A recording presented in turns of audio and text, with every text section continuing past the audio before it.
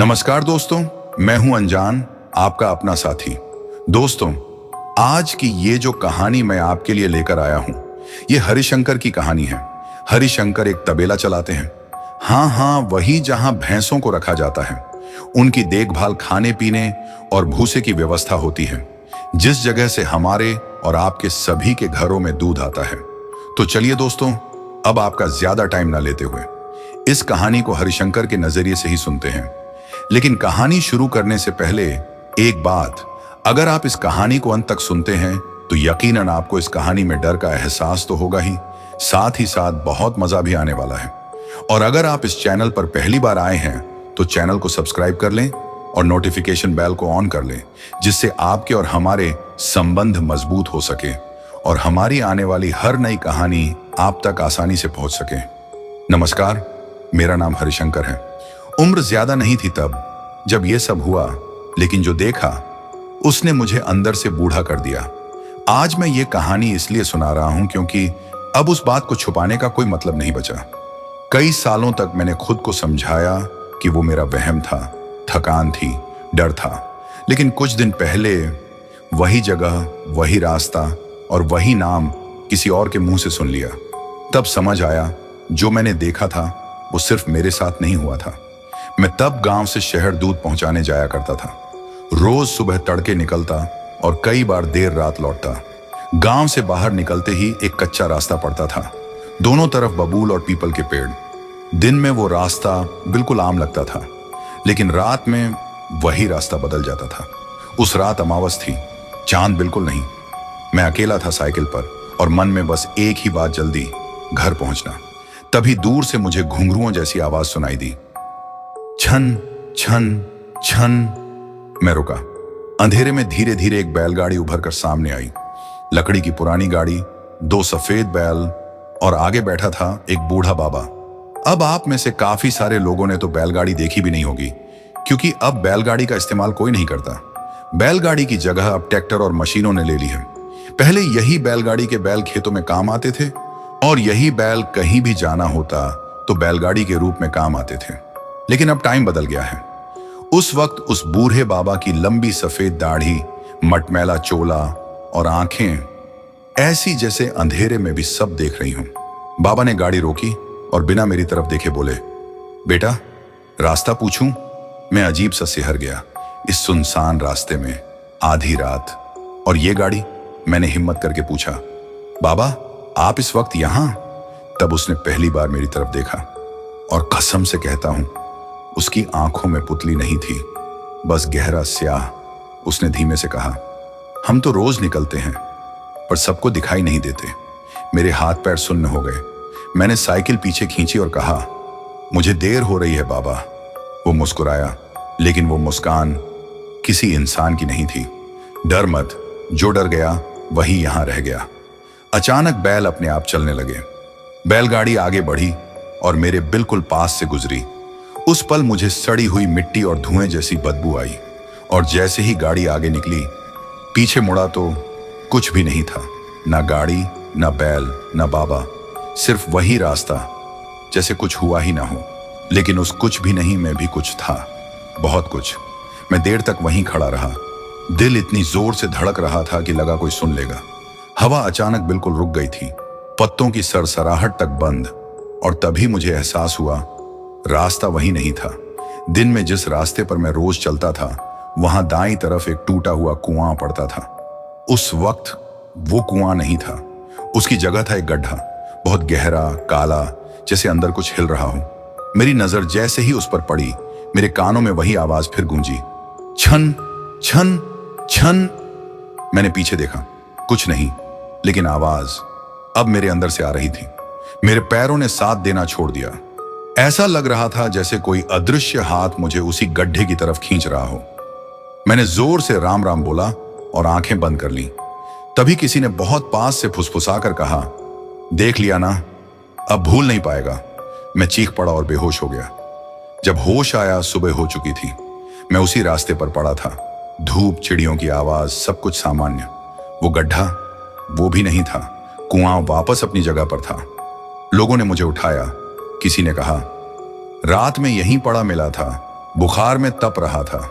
मैंने कुछ नहीं बताया क्योंकि मुझे यकीन था अगर मैंने सब कह दिया तो लोग कहेंगे मैं पागल हूं। लेकिन उस दिन के बाद मेरे साथ अजीब होने लगा। रात को सोते वक्त कान के पास वही आवाज, छन छन। कभी कभी आंख खुलती तो सामने एक बूढ़ी परछाई खड़ी होती। दिन में कुछ नहीं, रात में सब। सबसे डरावनी बात तब हुई जब एक दिन मैं हिम्मत करके उसी रास्ते से दिन में गुजरा।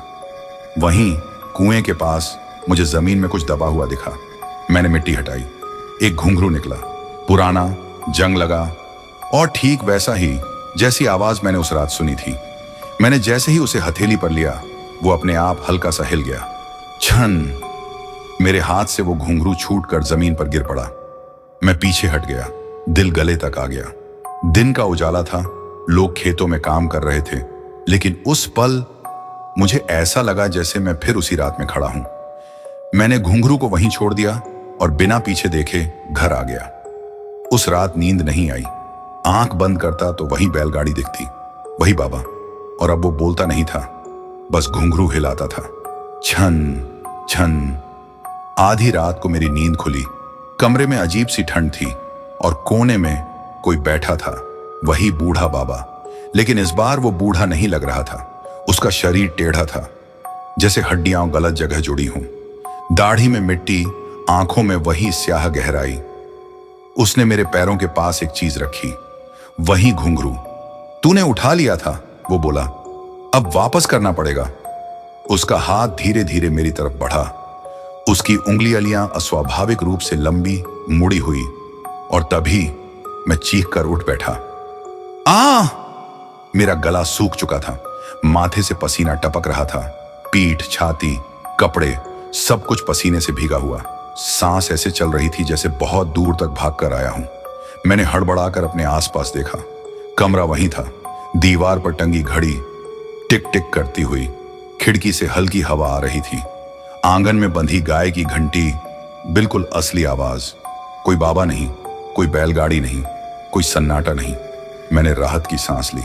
सपना था, मैंने खुद से कहा, बस सपना। मैंने हाथ बढ़ाकर लोटे से पानी पिया। पानी ठंडा था, बिल्कुल असली। दिल की धड़कन धीरे धीरे सामान्य होने लगी। मैंने बिस्तर के किनारे बैठकर माथा पकड़ा। मन ही मन खुद को समझाने लगा। दिन भर की थकान थी, डर दिमाग में बैठ गया था।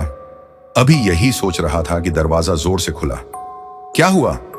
इतना जोर से क्यों चीखा? सब ठीक तो है? घर वालों की आवाजें एक साथ कानों में पड़ी। माँ, बाबूजी, छोटा भाई, सब दौड़ते हुए मेरे कमरे में आ गए थे। माँ ने आते ही मेरे माथे पर हाथ रखा। अरे पूरा पसीने से भीग रहा है। माँ बोली, बुरा सपना देखा क्या? मैंने जल्दी से चारों तरफ देखा। सबके चेहरे साफ दिख रहे थे, डर, चिंता, पर कोई अजीब बात नहीं। मैंने जबरदस्ती खुद को संभाला और कहा, हाँ, बस सपना था, कुछ अजीब सा। बाबूजी ने लाइट जला दी। कमरे में पूरा उजाला फैल गया। दीवारें, चारपाई, अलमारी, सब बिल्कुल वैसे ही जैसे रोज। सपने में ही चीख निकली होगी। बाबूजी बोले, अब पानी पी और सो जा। छोटा भाई हंसते हुए बोला, भैया, भूत देख लिया क्या? मैंने भी हल्की सी हंसी हंसने की कोशिश की, सिर हिला दिया। नहीं, कुछ नहीं। मां ने पानी दिया। पानी पीते वक्त मेरे हाथ कांप रहे थे, लेकिन किसी ने ध्यान नहीं दिया। सब लोग धीरे धीरे बाहर जाने लगे। मां जाते जाते बोली, डर लग रहा हो तो दरवाजा खुला छोड़ दूं? मैंने कहा, नहीं, अब ठीक हूं। दरवाजा बंद हुआ। कमरे में फिर सन्नाटा। मैंने राहत की सांस ली। तभी मेरी नजर बिस्तर के नीचे गई। वहां कुछ नहीं था, घुंघरू नहीं। मैंने खुद से कहा, देखा, सपना ही था। इतना कहकर मैंने अपने दिमाग को शांत करने की कोशिश की। लंबी सांस ली, फिर धीरे धीरे छोड़ी। खुद को समझाया कि डर बस मन का वहम है, रात का अंधेरा है, इसलिए बातें ज्यादा भारी लग रही हैं। मैंने करवट बदली, चारपाई पर लेटा चादर खींचकर सीने तक ओढ़ ली, आंखें बंद की और गिनती करने लगा। 1, 2, 3। धीरे धीरे दिल की धड़कन कम होने लगी, पसीना सूखने लगा। कमरे की आवाजें फिर से पहचान में आने लगी। घड़ी की टिक टिक, दूर कहीं कुत्तों के भौंकने की आवाज, आंगन से आती हल्की हवा। सब ठीक है, मैंने मन ही मन कहा। घर है, अपने लोग हैं, कुछ नहीं होगा। इतना सोचकर मैंने करवट बदली। चारपाई थोड़ी चरमराई, लेकिन अब उस आवाज से भी डर नहीं लगा। आंखें बंद की और सांसों पर ध्यान लगाने लगा। धीरे, बहुत धीरे दिल की धड़कन सामान्य होने लगी। दिमाग का बोझ हल्का पड़ता गया। रात का सन्नाटा अब डरावना नहीं बल्कि थकान भरा लगने लगा। कुछ ही देर में पलकें भारी हो गईं। मुझे पता भी नहीं चला कि कब नींद आ गई। सुबह जब आंख खुली, धूप कमरे में फैल चुकी थी। खिड़की से आती रोशनी सीधी मेरे चेहरे पर पड़ रही थी। पक्षियों की आवाजें थीं, घर में रोज वाली हलचल। मैंने राहत की सांस ली। देखा, कुछ भी नहीं था, मैंने खुद से कहा। मैं बिस्तर से उठा, पैर जमीन पर रखे। उस पल जो भी हुआ उसे मैंने ज्यादा सोच में नहीं लिया। मन ने कहा, अब दिन है, रात की बातें यहीं छोड़ दे। मैं जल्दी से बाहर आंगन में गया। मुंह पर ठंडा पानी डाला। हाथ चेहरा धोते वक्त आईने में खुद को देखा। चेहरा थका हुआ था, लेकिन डर जैसा कुछ नहीं दिख रहा था। मां रसोई में थीं। उन्होंने सामान्य आवाज में कहा, आज जल्दी उठ गया। मैंने भी सामान्य बनते हुए जवाब दिया, हाँ, काम ज्यादा है। मैं नाश्ता करके घर से निकल गया। दिन की धूप तेज थी। लोग, आवाजें, भीड़, सब कुछ बिल्कुल रोज जैसा। मैं अपने काम में लग गया। कभी सामान उठाया, कभी हिसाब लिखा, कभी किसी से बात की। धीरे धीरे रात की सारी बातें दिमाग के कोने में धुंधली होने लगी। दोपहर तक तो मुझे खुद पर हंसी आने लगी। कैसे बेकार के डर पाल लिया था।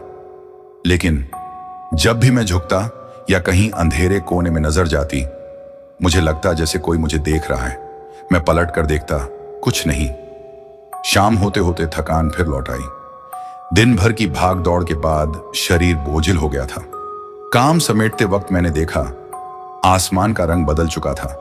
हल्की हल्की हवा चलने लगी थी और पेड़ों की परछाइयां धीरे धीरे लंबी होने लगी थी। मैं घर की तरफ चल पड़ा।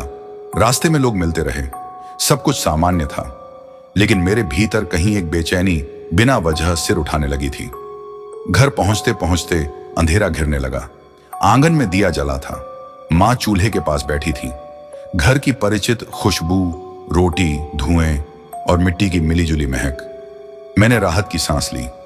घर आ गया, मैंने खुद से कहा। खाना खाकर मैं थोड़ी देर बाहर बैठा रहा। आसमान में तारे दिखने लगे थे। सब लोग अपनी अपनी बातों में लगे थे। लेकिन जैसे जैसे रात गहराने लगी, मेरे कान हर छोटी आवाज पर सतर्क होने लगे। तभी दूर से, बहुत दूर से, छन छन। मैंने चौंक कर सिर उठाया। आवाज साफ नहीं थी, शायद किसी बैलगाड़ी की या शायद सिर्फ मेरे दिमाग की। मैंने खुद को समझाया, दिन भर थक गया है, ऐसी आवाजें लगती ही हैं। इतना कहकर मैंने अपने दिमाग को शांत किया। खुद से कहा, शायद थकान ज्यादा है, इसीलिए ऐसा लगा होगा। मैंने गहरी सांस ली, नजर आसमान की तरफ उठाई। तारे टिमटिमा रहे थे, सब कुछ शांत लग रहा था। मैं उठकर अंदर चला गया, दरवाजा बंद किया। अंदर का उजाला, घर की परिचित आवाजें, सब कुछ सुकून देने वाला था। मैंने बिस्तर पर बैठकर पैर फैलाए। शरीर अब पूरी तरह थक चुका था। आज जल्दी सोने का मन था। लेटते वक्त एक बार फिर कान जैसे अपने आप सन्नाटे को टटोलने लगे। कुछ नहीं। मैंने आंखें बंद कर ली और धीरे धीरे सोने लगा। थकान इतनी ज्यादा थी कि सोचते सोचते ही दिमाग सुन्न होने लगा।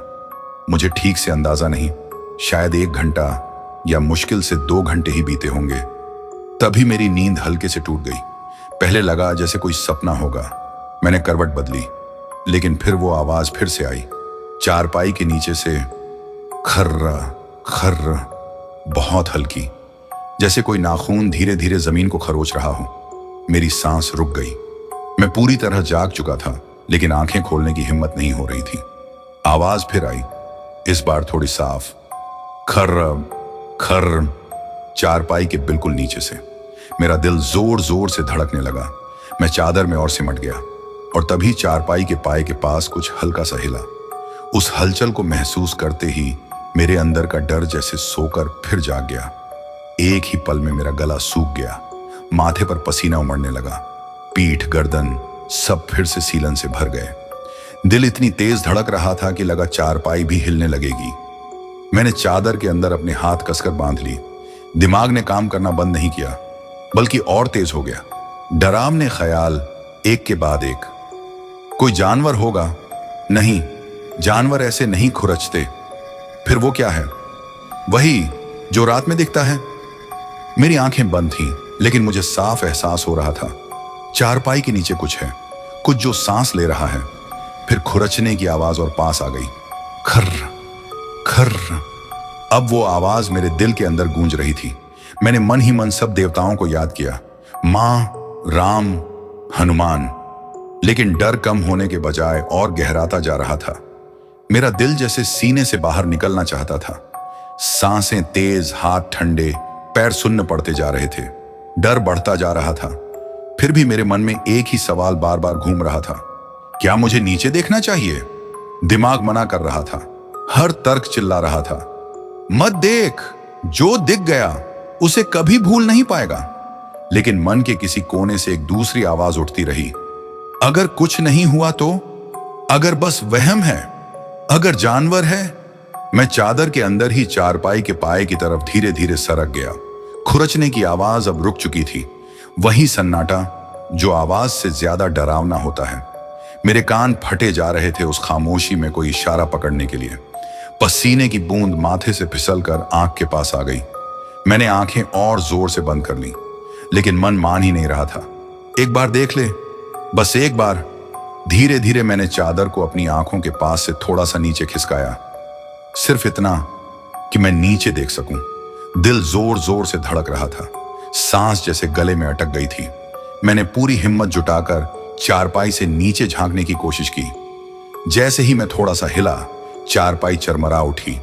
उसी पल चारपाई के नीचे से कुछ तेजी से बाहर निकला, इतनी तेजी से कि एक पल के लिए मुझे लगा मेरी जान ही निकल गई हो। मैं सन्न रह गया, पैर कांपने लगे, आंखें फटी की फटी रह गईं। लेकिन जब मेरी नजर थोड़ी साफ हुई तो समझ आया, वो बस एक चूहा था, एक छोटा सा डरा हुआ चूहा जो मेरी हरकत से घबराकर बिजली की तरह भाग निकला था। कुछ सेकंड तक मैं वहीं बैठा रहा, समझ ही नहीं पाया कि अभी क्या हुआ। असल में मैं इतना ज्यादा डरा हुआ था कि दिमाग ने सबसे आसान बात सोचने की भी इजाजत नहीं दी कि चारपाई के नीचे एक चूहा भी हो सकता है। मैंने लंबी सांस ली। दिल अभी भी तेज धड़क रहा था, लेकिन डर की जगह अब थोड़ी शर्म और राहत थी। बेकार में डर गया, मैंने खुद से कहा, और फिर धीरे से चारपाई पर सीधा लेट गया। लेकिन मन के किसी कोने में अब भी एक सवाल चुपचाप बैठा था, अगर वो चूहा था तो घुंघरू की आवाज कहां से आई थी? ये सवाल मेरे दिमाग में कील की तरह गड़ गया। मैं सीधा लेटा रहा, आंखें छत पर टिकी थीं, लेकिन मन कहीं और भटक रहा था। मैंने खुद को समझाया, चूहे के भागने से आवाज हुई होगी या चारपाई के पाए से टकराया होगा। लेकिन दिल ये मानने को तैयार नहीं था। दिमाग बार बार समझा रहा था, सब वहम है। डर की वजह से आवाज को अलग समझ लिया। मैंने खुद को जबरदस्ती इसी बात पर टिकाए रखा। सोचने लगा, दिन भर की थकान, बीती रात का सपना और फिर अचानक चूहे का निकल आना, इन सब ने मिलकर मेरे दिमाग के साथ खेल कर दिया है। मैंने गहरी सांस ली, 1, 2, 3, दिल को जबरन शांत किया। अपने आप से कहा, अगर सच में कुछ होता तो घर वाले भी सुनते, सबको दिखता।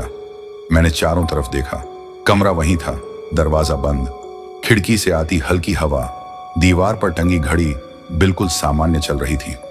कुछ नहीं है, मैंने खुद से कहा, बस डर बैठ गया है। मैंने करवट बदली और आंखें बंद कर ली। इस बार नींद थोड़ी देर बाद आ ही गई, लेकिन नींद के उस आधे अधूरे अंधेरे में एक बात मेरे दिमाग के किसी कोने में जिंदा रही। अगर सच में सब वहम था तो फिर मैंने अपने सपने में जो घुंघरू देखा था, उसकी वो आवाज असल में मैंने पहली बार कब सुनी थी? मैंने दिमाग पर जोर डाला, यादों को उलटने पलटने लगा। कल रात नहीं, उससे पहले भी नहीं। अचानक एक पुरानी तस्वीर दिमाग में उभर आई। वो रास्ता, गांव के बाहर वाला कच्चा रास्ता, पीपल का पेड़ और दूर से आती वही लय, छन छन छन। मैं चौंक गया। वो आवाज मैंने पहली बार उस रात सुनी थी जब मैंने बैलगाड़ी को देखा था, उससे पहले कभी नहीं। मतलब आवाज मेरे डर से पैदा नहीं हुई थी, डर उस आवाज के बाद पैदा हुआ था। मेरी नींद पूरी तरह टूट चुकी थी। मैं बिस्तर पर बैठ गया। कमरे में सन्नाटा था, लेकिन अब वो सन्नाटा खाली नहीं लग रहा था, जैसे कोई ध्यान से सुन रहा हो। मैंने धीरे से कहा, अगर कोई है तो सामने आओ। मेरी आवाज खुद मुझे अजनबी लगी। कुछ सेकंड बीते, कुछ नहीं हुआ। मैंने राहत की सांस ली ही थी कि मुझे बाहर से कुछ आवाजें सुनाई दी। ऐसा लगा जैसे कोई आंगन में खड़ा होकर धीमी आवाज में बात कर रहा हो। मैं चौंक गया, कान लगाकर सुनने की कोशिश की। पहले तो मन ने कहा, घर का ही कोई होगा, पानी पीने के लिए उठा होगा। लेकिन अगले ही पल मेरा दिल अजीब तरह से ढक से रह गया। वो आवाज मेरे परिवार में किसी की नहीं लग रही थी। ना बाबूजी की भारी आवाज, ना मां की घबराई हुई, ना भाई की नींद भरी। वो आवाज टूटी टूटी सी थी, जैसे कोई बहुत देर से बोल नहीं पाया हो। मैं चारपाई से धीरे से नीचे उतरा, पैर जमीन पर रखते वक्त सांस रोक ली। आवाज अब साफ आने लगी थी। कोई खुद से ही बुदबुदा रहा था, रास्ता यहीं से जाता है। मेरे रोंगटे खड़े हो गए। मैं दरवाजे के पास पहुंचा, हाथ कुंडी पर रखा। लकड़ी ठंडी लग रही थी। आवाज अब ठीक बाहर थी और तभी वो बुदबुदाहट अचानक रुक गई, जैसे सामने खड़ा कोई मेरी सांसें सुन रहा हो। मैं बिल्कुल पत्थर सा हो गया। सांस अपने आप और धीमी हो गई। हाथ अब भी कुंडी पर था, लेकिन खोलने की हिम्मत नहीं हो रही थी। कुछ पल तक पूरा आंगन मौत जैसी खामोशी में डूबा रहा। फिर बहुत धीरे से किसी ने मेरा नाम लिया, हरिशंकर। आवाज फुसफुसाहट जैसी थी, लेकिन इतनी साफ कि दिल चीर गई। मेरे शरीर में एक झटका सा लगा। यह नाम घर के बाहर इस वक्त कोई कैसे जान सकता था? मैंने होंठ भींच लिए, जवाब नहीं दिया। बाहर खड़ा वो थोड़ा पास आया। मुझे लगा दरवाजे की दूसरी तरफ उसकी परछाई हिल रही है। फिर वही आवाज, दरवाजा खोल बेटा, रास्ता पूछना है। मेरी उंगलियां कुंडी से अपने आप हट गईं। ये वही शब्द थे, वही लहजा। मुझे याद आ गया, अंधेरे रास्ते पर बैलगाड़ी के आगे बैठा वो बूढ़ा बाबा। मेरे मुंह से बस इतना ही निकला, कौन? बाहर से एक धीमी हंसी आई और उसी के साथ आंगन में घुंघरू की आवाज गूंज उठी। छन! अब मुझे पूरा यकीन हो चुका था। यह कोई घर का नहीं था, यह कोई इंसान भी नहीं था। और अगर मैंने दरवाजा खोल दिया तो शायद सुबह मेरे कमरे में कोई ना उठे। यही सोचकर मैंने दरवाजा खोलने की गलती नहीं की। मेरे हाथ कांप रहे थे, दिल बेकाबू होकर सीने से टकरा रहा था। लेकिन मन में एक बात साफ थी, दरवाजा किसी भी हाल में नहीं। फिर भी एक अजीब सी बेचैनी अंदर ही अंदर मुझे खाए जा रही थी। अगर बाहर कोई सच में खड़ा है तो वो कौन है? और अगर कुछ नहीं है तो आवाज कहां से आ रही है? मैं खुद को रोक नहीं पाया। मैंने तय किया, दरवाजा नहीं, खिड़की से देखूंगा। धीरे धीरे दीवार के सहारे खिड़की तक पहुंचा। हर कदम पर फर्श चरमराने का डर था। खिड़की पर लगी लकड़ी की झिड़ी थोड़ी ढीली थी। मैंने उंगलियों से उसे हल्का सा सरकाया, सिर्फ इतना कि बाहर झांक सकूं। आंगन में हल्की चांदनी फैली थी। पीपल के पत्तों की परछाइयां जमीन पर हिल रही थीं। पहली नजर में मुझे कुछ भी नहीं दिखा। मैंने राहत की सांस ली ही थी कि आंगन के बीचों बीच एक साया धीरे धीरे मेरी तरफ मुंह करके खड़ा हुआ और उसके पैरों के पास लकड़ी के पहिए और बैलों की परछाई चुपचाप जमीन पर उभरी हुई थी। मेरा पूरा शरीर एक ही पल में सुन्न पड़ गया। आंखें झपकाने की भी हिम्मत नहीं हो रही थी।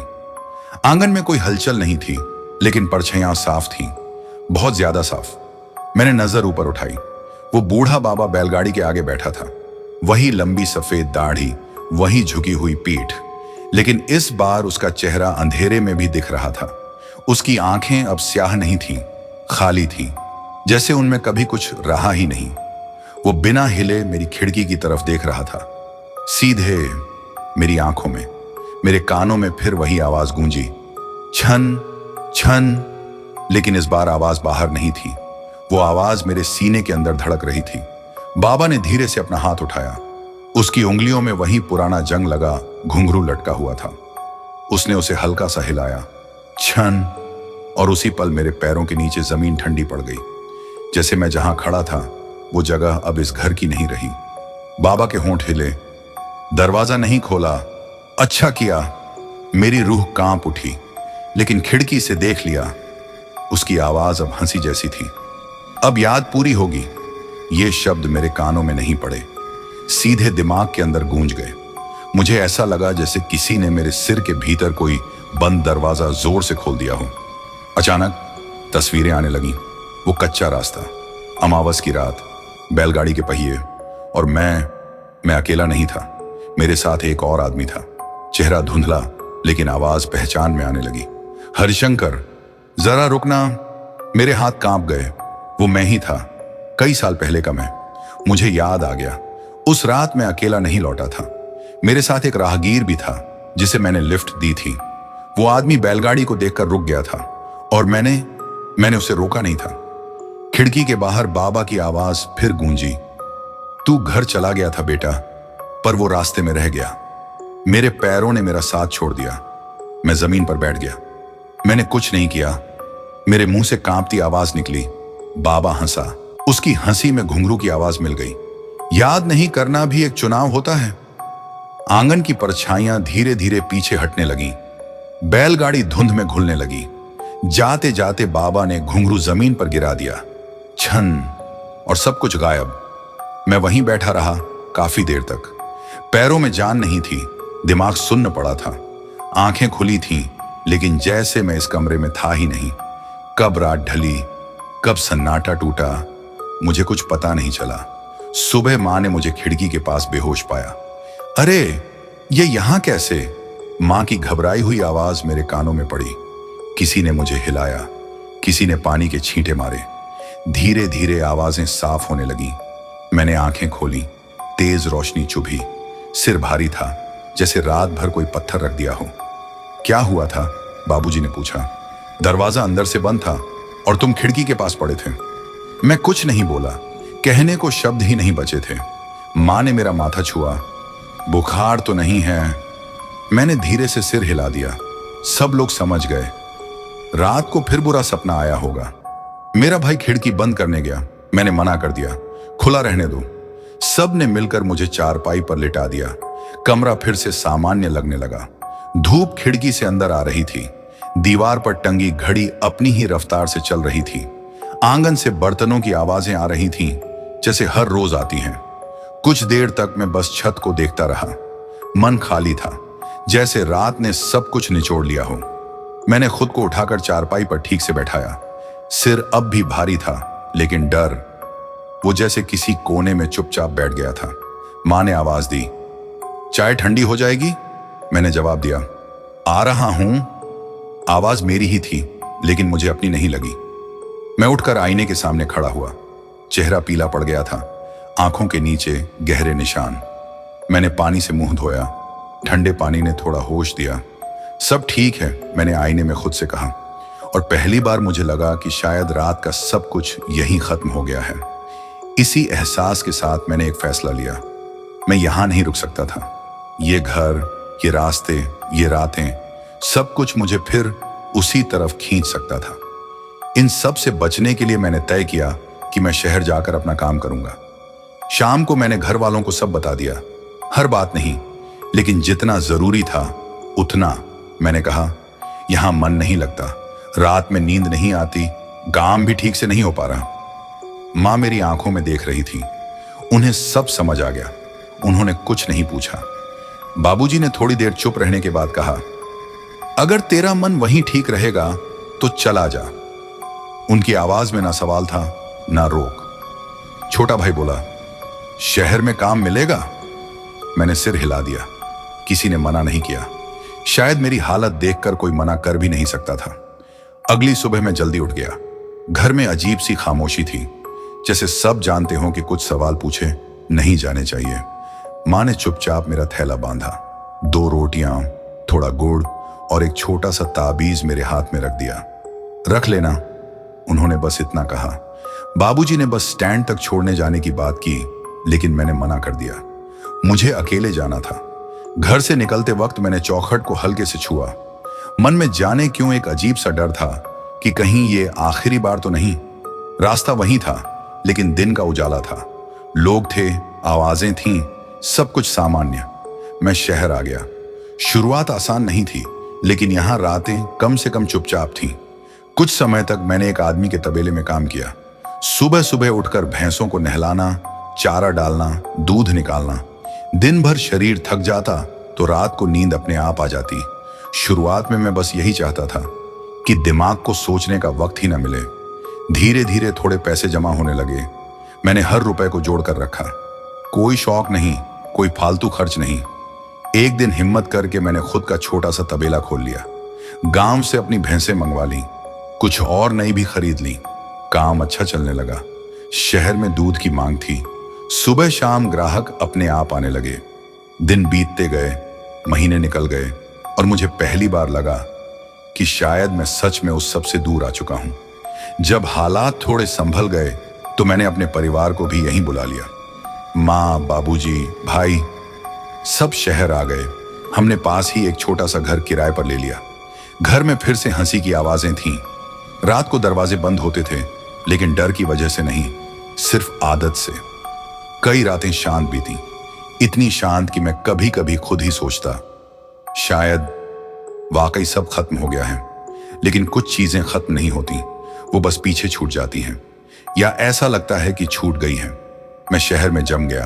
काम, परिवार, रोजमर्रा की भाग दौड़, सबने मुझे इतना व्यस्त कर दिया कि पीछे देखने का मौका ही नहीं मिला। मैं कभी दोबारा गांव नहीं गया। न जाने की कोशिश की, न जाने का मन बनाया। कई बार लोग पूछते, गांव कब जाओगे? मैं बस मुस्कुरा देता, टाल देता, क्योंकि मैं जानता था कुछ जगहें सिर्फ छोड़ने के लिए होती हैं, लौटने के लिए नहीं। लेकिन कभी कभी रात के बहुत आखिरी पहर में, जब तबेले में सब जानवर सो रहे होते और शहर भी कुछ पल के लिए खामोश हो जाता, तो मुझे अचानक याद आता वो कच्चा रास्ता, वो पीपल का पेड़ और अंधेरे में धीरे धीरे चलती एक बैलगाड़ी। मुझे लगता है कि शायद वो बैलगाड़ी आज भी उसी रास्ते पर निकलती होगी और वो बूढ़ा बाबा आज भी किसी से रास्ता पूछता होगा। दिन में जिसका कोई नाम निशान नहीं और रात में जिससे नजर मिल जाए तो रास्ता हमेशा के लिए बदल जाता है। मैंने जिंदगी में एक बात सीख ली, अगर कभी रात के सफर में कहीं से घुंघरू की आवाज आए तो समझ लेना वो आवाज तुम्हें बुला नहीं रही, वो बस याद दिला रही है कि कुछ रास्ते छोड़े जा सकते हैं लेकिन भूले नहीं जाते। तो दोस्तों, ये थी हमारी आज की कहानी। कहानी आपको कैसी लगी हमें कमेंट में लिखकर जरूर बताएं। तो आज के लिए बस इतना ही। कल फिर मुलाकात होगी एक नई कहानी के साथ।